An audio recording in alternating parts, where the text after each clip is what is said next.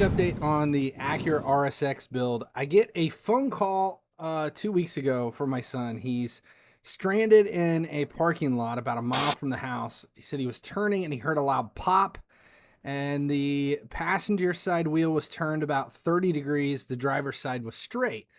So had to throw the tools in the truck, drive down there and see what actually happened. And we get it jacked up and take a look at it. And the top hat, the actual bolt that runs down through the strut tower on the new coilovers, snapped off.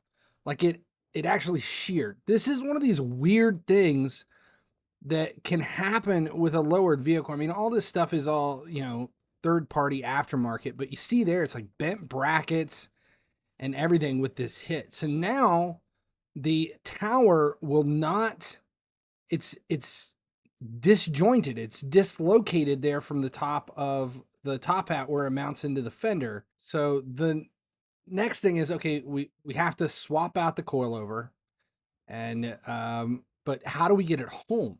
What do you do when you have a tower that's completely disconnected?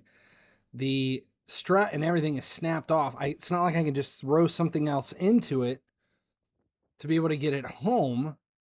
So the next step was to call a friend with a tow truck and say, do you have a skate? Do you have something that we can do this to get it home? And they were able to figure it out and get it back to the house at least so we can start working on it. Here it sits at the house. It is basically parked. There's nothing we can do now until the new parts come in. We need a new coilover for this. So it is resting.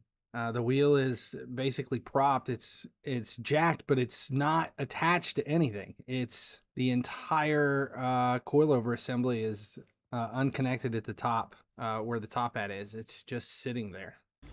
So the problem we have right now with this is we have some of the parts. We still have the airbag is in good shape, and BC Racing sent us the new strut, and we have new strut and collars.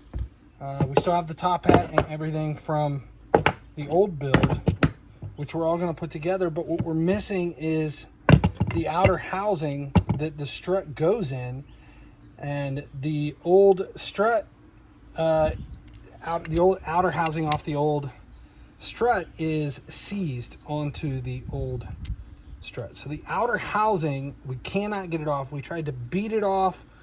That sounded really bad. We tried to use a sledgehammer to twist it. We soaked it in vinegar. We soaked it in PB Blaster, everything, and we cannot get it off. So this one has the sealed top. It's ready to go with all the parts, but now we're on a holding pattern for what could be 2 months before the outer housing is delivered and we can get the car back on the road.